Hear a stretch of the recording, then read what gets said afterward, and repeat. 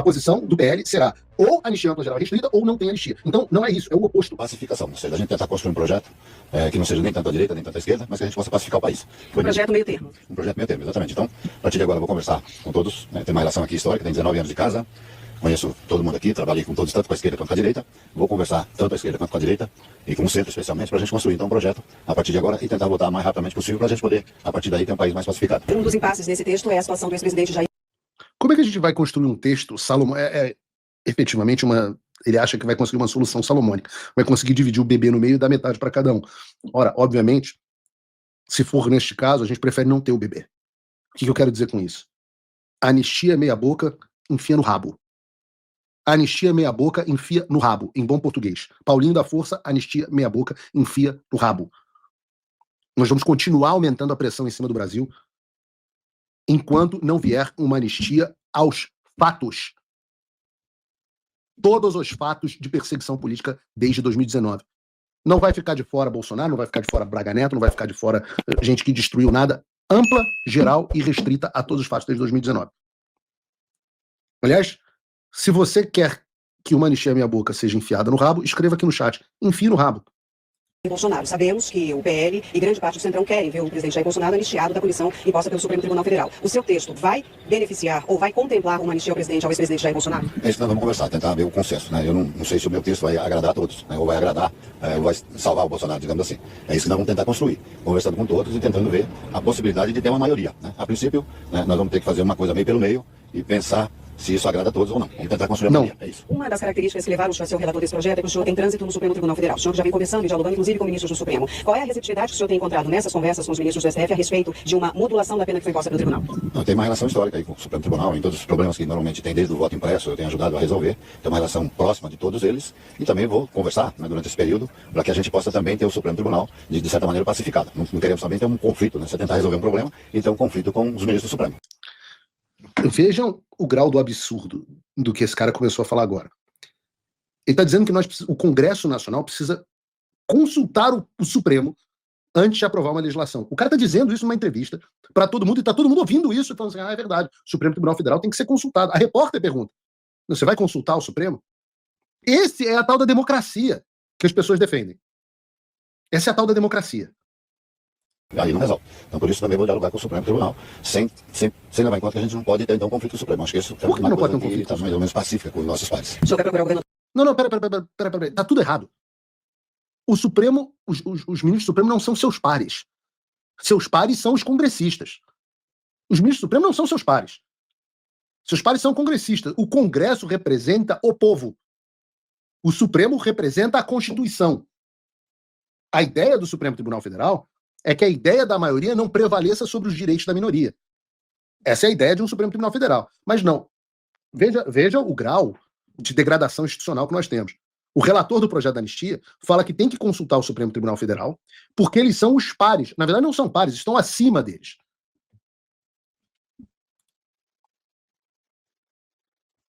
O Tarcísio nesse fim de semana? Também.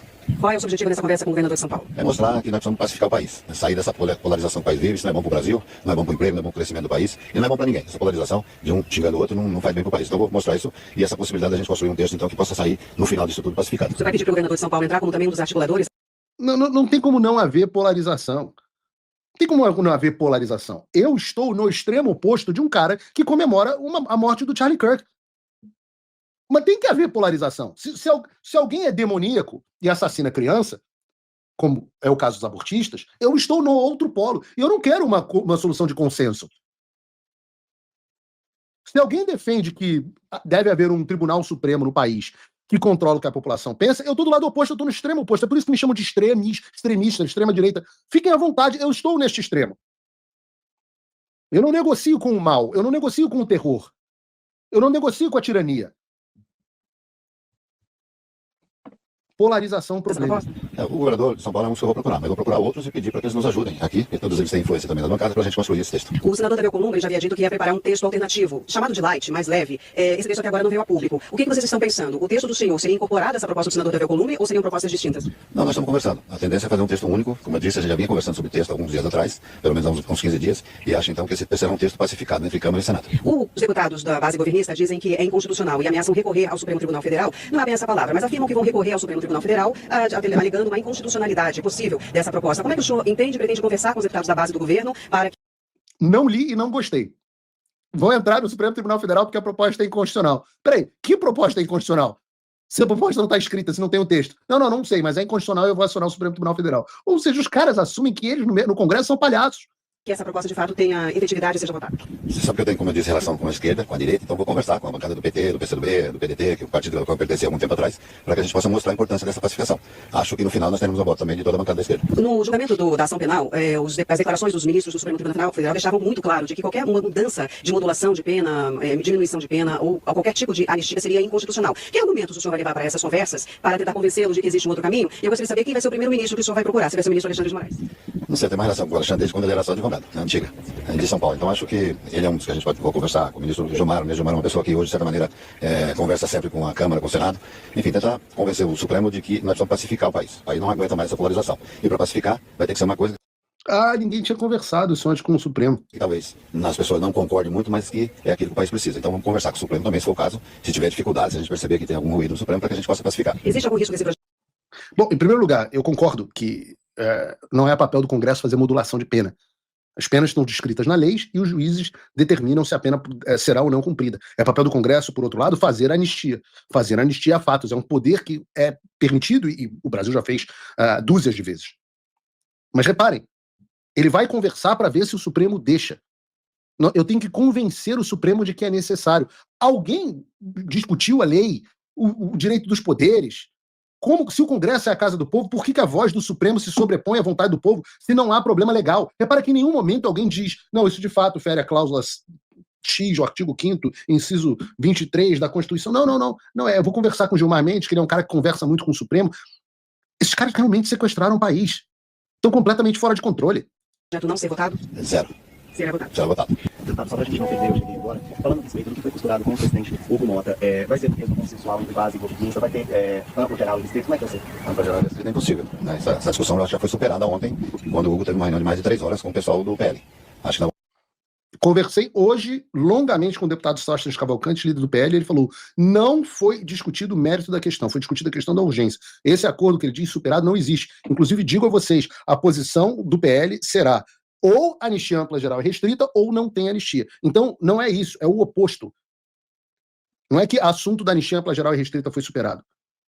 O assunto da anistia é o único possível, é a ampla, geral e restrita. Porque se não for ampla, geral e restrita, não terá os votos do PL. Se não tiver votos do PL, não tem anistia. Vamos ter que fazer uma coisa pelo meio. Né? Isso aqui talvez não agrade nem a extrema-direita nem a extrema-esquerda, mas que agrade a maioria da Câmara. E o PL já está convicto, já está conformado de que não dá para anistiar todo mundo. Não sei, né? Isso aí só vai acompanhar. Não sei se eles estão conformados, né? Mas não estão. Foi deixado claro que a anistia geral e restrita não tinha possibilidade. Por isso, foi pego um projeto do Crivella, né, que era mais ou menos no meio termo, não era aquele texto do Sóstenes, e esse foi concordado com eles, né? E até não tinha concordância do outro lado. Tanto é que o PT acabou ficando contra. Ali, o pessoal da esquerda ficou contra a proposta que foi votada, que foi da anistia. Então, agora, cabe a mim tentar fazer esse meio de campo aí. É o que eu vou fazer. Conversar com todo mundo para que no final a gente possa ter um texto que agrade a todos. Então não dá mais para chamar de anistia, porque como é redução de pena, isso é dosimetria. Mas como é que vai ser? Você vê que nós não estamos mais falando de anistia. Passou a entrevista inteira falando de anistia. Vai ser a condução do trabalho do senhor. Eu vou procurar alguns governadores nesse final de semana, até porque o Congresso não funciona durante esses dias.